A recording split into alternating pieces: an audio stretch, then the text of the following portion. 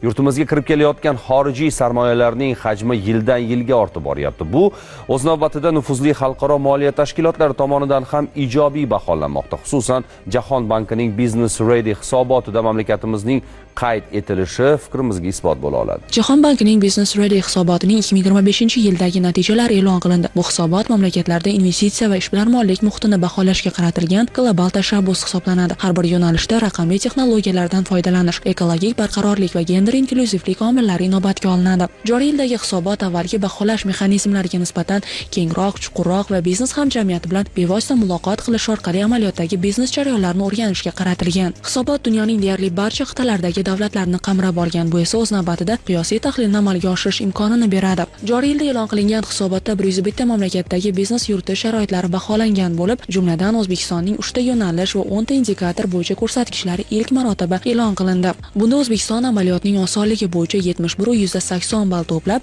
birinchi guruhda 80-100% bilan yuqori darajani qayd etgan. Normativ huquqiy baza bo'yicha 69/52 ball va davlat xizmatlarida esa 65/12 ball bilan ikkinchi guruhda qayd etilib, 60-80% o'rtadan yuqori mamlakatlar qatoridan joy oldi. Business Ready hisoboti har yili yangilanib e'lon qilinadi. Bu esa mamlakatlar o'rtasida xolis va qiyosiy tahlil o'tkazish imkonini beradi.